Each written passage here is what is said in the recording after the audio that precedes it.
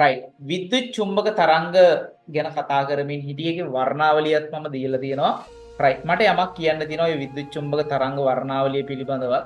සංඛ්‍යාතයේ අඩු එකේ ඉඳන් සංඛ්‍යාතයේ වැඩි වෙන පිළිවෙලට තමයි පුතා ඔය විද්‍යුත් චුම්බක වර්ණාවලිය හදලා තියෙන්නේ. එතකොට මේ විද්‍යුත් චුම්බක වර්ණාවලිය හදලා තියෙන ආකාරයත් එක්ක බලද්දී දිගුම තරංගායාමයක් තියෙන්නේ ගුවන්විදුලි තරංගවලට. ඒ වගේම කෙටිම තරංගායාමයක් සහ වැඩිම ශක්තියක් තියෙන්නේ ගැමා කිරණ වලට. හරිද? රයිට්. ඔය ගැමා කිරණ කතන්දරයෙන් පුතා ගොඩක් සුවිශේෂී. ඒකට හේතුව තමයි මේ දවස්වල ලෝක යුද්ධ සිද්ධියක් තියෙනවා. නේ? එතකොට මේ ලෝක යුද්ධ සිද්ධියේදී සාමාන්‍යයෙන් ඔය න්‍යෂ්ටික ප්‍රතික්‍රියා න්‍යෂ්ටික ක්‍රියාවලිය ගැන බොහෝ දෙනෙක් කතා කරනවා. එතකොට මේ න්‍යෂ්ටික කතන්දරවලදී පිට වෙන කිරණ විශේෂයක් තමයි මේ ගැමා කිරණ කියලා කියන්නේ. සාමාන්‍යයෙන් නේද? ඉදිරියේදී මේ තියෙන ලෝක වාතාවරණය දෙස බලද්දී වැදගත් වෙන කිරණ විශේෂයක්. ඒ කියන්නේ වැදගත් වෙනවා කියන්නේ දැනගෙන ඉන්න ඕනේ කිරණ විශේෂයක්. මොකද ලංකාවේ ওই කිරණ භාවිතා වෙන්නේ නැහැ. හරිද? ඒකයි. මෙන්න අහගන්න.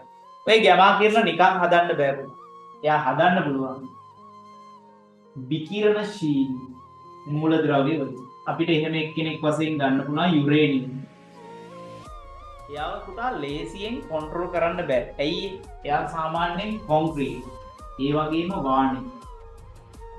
මෙන්න මේ වගේ කට්ටිය තුලින් පවා විනිවිදව යනවා. හිතන්නකෝ පුතා.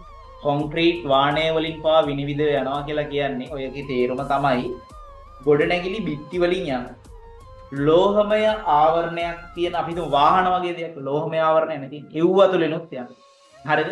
එතකොට මේ කොන්ක්‍රීට් වාණය කියන ද්‍රව්‍ය දෙක තුලින්ම විනිවිදව ගමන් කරන කෙනෙක් තමයි මේ ගැමා කිරණ කියලා කියන්නේ.